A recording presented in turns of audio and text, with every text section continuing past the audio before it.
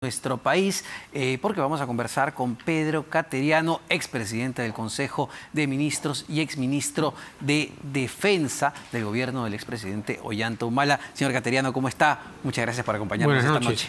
Quería empezar con la situación política del presidente Pedro Castillo, estos consejos descentralizados. Hoy escuchábamos temprano al premier Aníbal Torres fustigar nuevamente a la prensa, fustigar al Ministerio Público por las investigaciones en medio de estos consejos. Desde su punto de vista, como ex premier sobre todo, ¿para qué están sirviendo estos consejos descentralizados? Si me permite una brevísima licencia. Por favor. Le he traído acá la reedición de mi último libro, que presentaré la próxima semana en la Feria del Libro de Huancayo. Perfecto. Sin anestesia, una década de lucha por la democracia. Muchísimas gracias. No, qué ocurrencia. Yo creo que son manotazos de desesperación y de ahogado prácticamente, ¿no? De otra manera, por ejemplo, no nos explicamos cómo en un contexto como este pretendan limitar la libertad de prensa sancionando la publicación de documentos fiscales o judiciales. O cómo en este contexto tratan de distraer a la opinión pública y el presidente Castillo no exhorta a sus máximos colaboradores, su secretario y el señor Silva, hombres de confianza, a que se entreguen a la justicia. Eso es lo que corresponde o es lo que le correspondería a un presidente respetuoso del orden jurídico. Y también pedirle a su sobrino que acate las resoluciones judiciales. Pero eso no está ocurriendo. Y en realidad lo que hay es una estrategia para obstruir la acción de la justicia. Los vergonzosos interrogatorios que se han conocido del presidente, cuando un fiscal lo interroga y él responde, no conozco, no lo sé. ¿Esa es la palabra de maestro? Esta es la persona que en la campaña ofreció liderar la lucha contra la corrupción. Yo creo que él en este momento es consciente que el grado de descomposición del gobierno es tal que empiezan a actuar de esta forma, ¿no? Ahora, y según se ha filtrado en la declaración que da el Ministerio Público, el presidente de la República, por ejemplo, niega conocer o niega haberse reunido, no conocer, niega haberse reunido en Palacio de Gobierno con el excomandante general del Ejército, José Vizcarra, pese a que hay un registro del propio Palacio y pese a que hoy a través de RPP el ex general Vizcarra sale y dice, oigan, yo sí me reuní con usted, oigan, usted sí me propuso a estas dos personas para que asciendan. A mí no me llama la atención porque este es un gobierno que permanentemente ha usado la mentira, desde aspectos nimios como no voy a vivir en Palacio de Gobierno, voy a mantener mi sueldo de maestro, hasta casos como estos que lo involucran directamente en escándalos de corrupción gubernativos. Entonces, y ya sabemos cuáles son las consecuencias que tiene un presidente de la República, cómo acaban los presidentes mentirosos, ¿no? Pero desde un punto de vista ya ni siquiera político, porque queda claro que va perdiendo pues aprobación hasta cierto punto también, sino desde un punto de vista legal. Si yo soy fiscal y veo, oye, este señor me dice que no se reunió, pero acá yo veo pues un registro, acá veo que el general dice que sí, o lo de los $20.000 de Bruno Pacheco, que dice que él no le consta, pero está el acta fiscal. ¿Cómo complica su situación legal? Yo creo que la situación penal del presidente con esta clase de actos se viene agravando. Y además, si sumamos a ello los testimonios, las pruebas y las nuevas indagaciones, ciertamente está en una situación penal complicada. ¿Y qué pasa con el gabinete? Porque nuevamente, más temprano escuchábamos al premier Aníbal Torres salir a hacer una defensa cerrada en Arequipa y cuestionar, uno, a los medios de comunicación de la capital y dos, al propio Ministerio Público. Y uno se pregunta, ¿es el rol, usted ha sido premier, ese rol del presidente del Consejo de Ministros es lo que realmente se busca con estos consejos descentralizados? Yo creo que hay una distorsión no solo en fondo, sino en forma, porque los consejos de ministros, tal como los están llevando adelante, están completamente desnaturalizados. La Constitución establece el rol que debe cumplir un consejo de ministros. Acá estamos simplemente ante eventos públicos en donde se da el uso de la palabra a las personas para hacer, en algunos casos, penosas defensas políticas, ¿no? Yo no sé qué rol, por ejemplo, cumple el ministro de Cultura. Parece un abogado de oficio del presidente de la República y no un ministro de Cultura. Y el propio doctor Torres, que es una persona que ha tenido una larga trayectoria, una formación jurídica, decano de la universidad más antigua del Perú, está cumpliendo un papel no de presidente del Consejo de Ministros, sino también de abogado defensor. Claro, y uno se pregunta, porque el presidente sale y dice, bueno, a los medios no les gusta que yo venga a las regiones, que yo estoy escuchando a la población. Pero nuevamente, otros presidentes viajan. La idea, entiendo, de cualquier autoridad es ver a partir de los problemas qué medidas concretas o qué políticas públicas yo implemento para tratar de resolver esos problemas. Pero, ¿cuáles son esas políticas públicas que ve usted hasta el momento? A ver, la gestión pública de este gobierno la podemos calificar como calamitosa. Obstrucción a la minería, prácticamente se han detenido las labores de exploración y explotación de gas y de petróleo en un contexto internacional en donde los países demandan el gas. Acá nosotros nos damos el lujo de simplemente tener una política energética que no contribuye en este contexto al impulso para las inversiones. Vemos además que si a eso le sumamos el proceso inflacionario, esto viene afectando directamente al bolsillo de la gente, bloqueando carreteras, usurpando terrenos en las minas. Con actos de violencia no se va a generar un contexto favorable para las inversiones. Y la única forma de crear empleo es a través de la inversión nacional y extranjera. Ya este gobierno va a cumplir pronto un año. Sí. ¿Cuáles son los principales logros? Este calamitoso gobierno no ha podido concretar ninguna de sus ofertas electorales y tampoco ha tenido un análisis sereno para comprender el resultado de las elecciones. El señor Castillo y el señor Cerrón creen que ganaron abrumadoramente las elecciones. No, ellos obtuvieron la victoria presidencial, pero con un poder limitado. Por eso el ciudadano no le dio la mayoría parlamentaria. Y es algo que hasta ahora se niegan a entender. Y eso complica el manejo de los poderes del Estado. El país no puede continuar 5 años más de enfrentamiento entre los poderes del Estado. Vamos camino a una década perdida. Y eso para un país tiene un alto costo. Los 5 años que han pasado, más estos 5, van a implicar un proceso de no solo debilitamiento institucional desde el punto de vista democrático, sino de afectación a la economía nacional sumamente grave. Bueno, ya hay más pobres a partir de la pandemia y eso es clarísimo y una situación complicada. Pero, a ver, me queda claro los problemas en el Poder Ejecutivo. Pero luego le preguntan a la gente en muchísimas encuestas qué opinan de sus representantes en el Parlamento. Y está peor, tienen mayor desaprobación. Entonces uno dice, ¿hacia dónde vamos? Porque ni por el lado del Ejecutivo, ni por el lado del Congreso de la República se ven caminos de solución. ¿O usted cómo lo ve? ¿Cómo calificaría el desempeño del Parlamento? A ver, si hacemos un análisis objetivo, estamos frente a un Parlamento que tiene pánico de ser disuelto. Los parlamentarios no están cumpliendo con su rol de defender el orden constitucional y de efectuar el control político. Este presidente del Consejo de Ministros, luego de su interpelación, ha desafiado al Parlamento y les ha dicho, atrévanse a censurarme.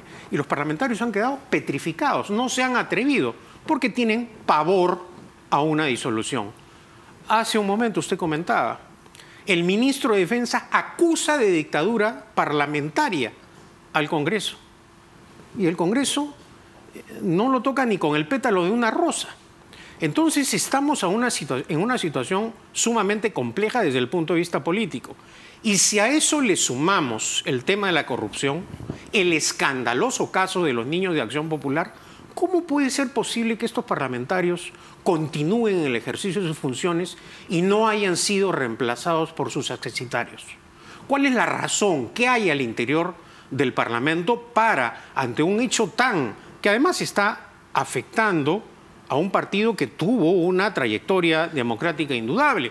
Los propios dirigentes, algunos de ellos notorios, han señalado que esto afecta a Acción Popular. Si bien es cierto, el partido los ha suspendido en su militancia partidaria, no encontramos la razón por la cual, repito, al interior del Parlamento estos congresistas sean reemplazados por sus accesitarios. ¿Y usted cree que Pedro Castillo, el presidente, sea vacado, que hayan los votos suficientes, los 87 que se necesitan para que él sea vacado por este Parlamento? ¿O justamente esos topos o congresistas encubiertos son los que van a seguir dándole sostenibilidad a Pedro Castillo? A ver, si hacemos también un análisis objetivo de lo que ha sido la conducta de las principales agrupaciones políticas, vemos que dos partidos políticos a lo largo de estos meses han apoyado políticamente al gobierno: Acción Popular y Alianza para el Progreso. Eso es evidente.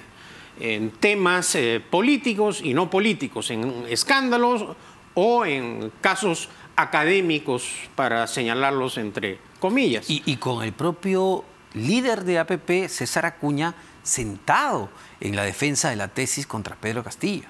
Bueno, entonces, si esos son los indicios, naturalmente hay una comprensible indignación ciudadana también por el desempeño del Parlamento.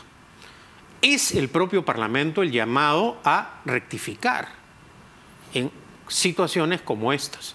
Ahora, claro, el panorama es complejo porque estamos a puertas de la elección de la mesa directiva y vemos que ya hay un juego, se filtra un audio, ya la prensa abiertamente informa que la bancada de Acción Popular está partida. Entonces no sabemos lo que va a ocurrir. Y ahí, ciertamente, la presencia de estos parlamentarios de Acción Popular, en el fondo, lo que están haciendo es jugar ya para el presidente Castillo. A ver, no le pregunto un nombre, si lo quiere dar muy bien, pero ¿cuál debería ser el perfil del siguiente presidente o presidenta del Congreso de la República en un contexto como el en el que nos encontramos? Una persona con experiencia, con manejo, con una capacidad de tener también respeto por las formas democráticas. De lo que hay, yo diría, me parece que podría ser el general Quiabra. Que es también de Alianza para el Progreso, pero al igual que Gladys Echaíz, se maneja como independiente. No tengo la misma buena opinión de la doctora Echaíz comparándolo con el general Quiabra, ¿no? ¿Por qué? Por su actuación como fiscal de la Nación, ¿no? A ver, cuéntanos un poco. Bueno, hacer un poco de revisión de lo que fue la actuación de la doctora Echaíz, tan contemplativa en una etapa convulsa ante un gobierno manchado de corrupción. ¿Se refiere al del expresidente? Al segundo, naturalmente. De Alan García. Sí. Y, a ver, ¿el general Quiabra cree que tenga el respaldo de César Acuña? No lo sé. Además, la palabra de Acuña es tan dúctil que en realidad no me atrevería a apostar. Usted me preguntó si me atrevería a dar un nombre, le di el nombre del general Quiabra, pero no sé tampoco cómo va a quedar ese pacto entre Acción Popular y Alianza para el Progreso, ¿no? Este comunicado que ha publicado la congresista realmente es una payasada, ¿no? Bueno, lo que señala claramente es que la filtración vino del propio partido, ¿no? Bueno. Y es clarísimo hacia dónde va. Pero vería, se lo decía Patricia Juárez, la congresista hace un momento, a Fuerza Popular intentando presidir el Parlamento, valgan verdades, son en este momento la primera minoría porque Perú Libre se ha fragmentado. Yo creo que tiene más antis que pros, ¿no? Más fácil, en todo caso, debe haber algún sector de Acción Popular tratando de lograr un pacto, ese sector de los denominados niños, para ver si forman otro bloque, ¿no? Entonces, cuando no hay disciplina partidaria, cuando no hay un objetivo político y nos encontramos en este proceso de descomposición de los partidos políticos, no existe no solo la disciplina parlamentaria, sino que se dejan de lado los intereses nacionales para que prevalezcan los intereses políticos y personales, y lamentablemente parece que eso es lo que está prevaleciendo hoy en día en el Congreso. Y justo por eso, ¿cree que la caída de Pedro Castillo y Dina Boluarte es inminente por sus casos, sus respectivos casos? En el caso del presidente Castillo ya se han tramitado vacancias y hemos visto que no se han logrado los votos. En este contexto donde ya claramente observamos que un grupo de parlamentarios de Acción Popular está comprometido, va a ser más difícil llegar a ese número. Dicho sea de paso, yo mantengo la misma postura jurídica de que la vacancia por incapacidad moral permanente no es un mecanismo de destitución del presidente, porque no hay juicio político en el Perú, no hay... Y a propósito, ya que mencionaba usted cuál es la ventaja de un sistema bicameral, por ejemplo, evitaría vacancias presidenciales express, evitaría leyes de amnistía, evitaría toda esta clase de estropicios que hemos apreciado desde que hemos tenido el Parlamento unicameral, ¿no? ¿Cree, como me decía la congresista Patricia Juárez, por que por sería ejemplo, una solución? los procesos de acusación constitucional tendrían un plazo más amplio para que la persona acusada se defienda, para que la opinión pública se forme un criterio? Lo que debemos evitar es que la Cámara Única maneje arbitrariamente y de forma precipitada los asuntos del Estado, ¿no? Pero, a ver, lo mismo que le preguntaba a la congresista Juárez, ¿la bicameralidad por sí sola es una solución a la actual crisis política que se extiende, valgan verdad, usted lo recordaba, desde el 2016? Sí. No es la varita mágica. Necesitamos también reconstruir los partidos políticos. No hay democracia sin partidos políticos auténticamente, valga la redundancia, democráticos. Si el partido político, que es el soporte, la vía para que el ciudadano haga política, no tiene un desempeño democrático, porque lo que hemos visto en los últimos años, empezando por el partido de gobierno, el señor Castillo y con el señor Cerrón nunca, ni en el mejor de sus sueños, pensaron que iban a llegar al gobierno. Cerrón invita al presidente Castillo para intentar salvar la inscripción porque no podía, claramente. Porque no podía. Es decir, el presidente Castillo llegó con un vientre de alquiler al gobierno. Ese tipo de cosas ciertamente hay que eliminarlas. Como muchísimos otros que están en el Congreso. Claro, ¿no? La malinterpretación de la vacancia por incapacidad moral permanente. Hay que ponerle fin a este uso. Hay que establecer, eso sí, la acusación constitucional, el impeachment, como se conoce en el sistema... El juicio político. El juicio político. Entonces, hay fórmulas. No todo se arregla sacando al presidente. También tenemos que crear un marco jurídico y constitucional que permita al siguiente gobierno ejercer el poder en beneficio de la ciudadanía. Lo que vemos hoy es un proceso de deterioro institucional y democrático. Lamentablemente eso es lo que está ocurriendo. Porque esa es la otra cuestión, ¿no? Cuando se plantea el tema de la vacancia, destitución a Boluarte, un nuevo Congreso, ¿qué nos garantiza que lo que venga va a ser mejor? A ver, esta alta rotación de presidentes, de consejos de ministros, que genera una inestabilidad política en donde tenemos actualmente gobiernos regionales. Estamos acabando el mes de junio. En sus presupuestos de inversión apenas han ejecutado el 22%, Omar, ¿no? Entonces, a mitad de año, 22%. ¿Cómo puede ser posible que en plena crisis económica los gobiernos regionales no ejecuten, ya no digo su presupuesto general, el presupuesto de inversiones, donde el gobierno nacional apenas ha gastado el 22.3%, según el amigable del MEF? Cualquiera puede entrar a la página del Ministerio de Economía y Finanzas y constatar esta caótica gestión pública, esta pésima forma de administrar los recursos del Estado. Es fácil gritar, insultar, agraviar. Lo complejo es gobernar. Y el señor Castillo, irresponsablemente, no se preparó. El partido de gobierno tampoco no confeccionó un programa de gobierno articulado, pero ya van a cumplir pronto un año en el gobierno y continúa esta anarquía institucional que hay que pararla de alguna forma. Y es que, claro, uno se pone a pensar, decir inversión pública para muchos puede sonar algo muy técnico, muy pesado, pero usted lo sabe mejor. ¿Cuál es la relación entre una mala gestión, entre corrupción y gastar, no solo gastar, sino gastar bien ese dinero, que ese dinero termine transformándose en mejor educación, mejor salud, puentes? A ver, y se dan cosas realmente espeluznantes, ¿no?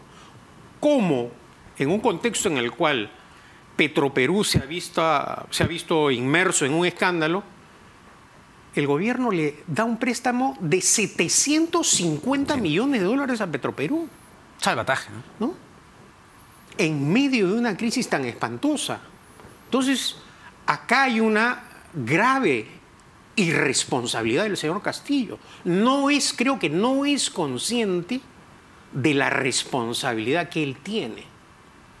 El manejo del dinero se hace de una manera absolutamente irresponsable. No hay otra explicación.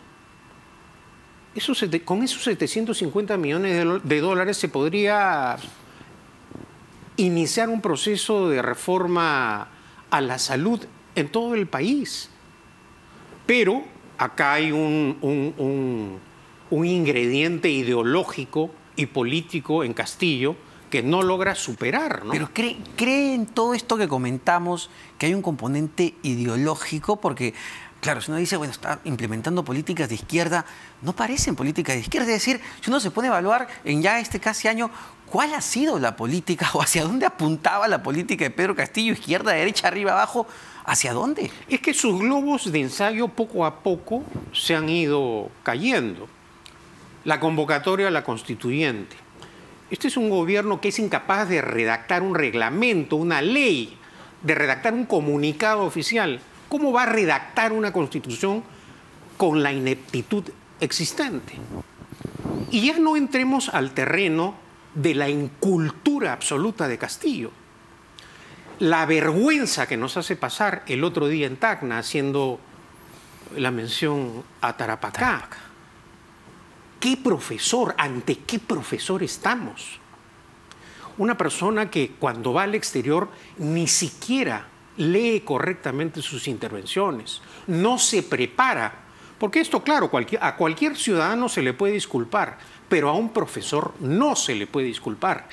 Entonces, esta es la parte, digamos, indignante de cómo ejerce el cargo Castillo, el presidente Castillo. Solo para terminar, señor Cateriano, ¿cómo cree o dónde cree que va a terminar Pedro Castillo cuando deje de ser presidente del Perú?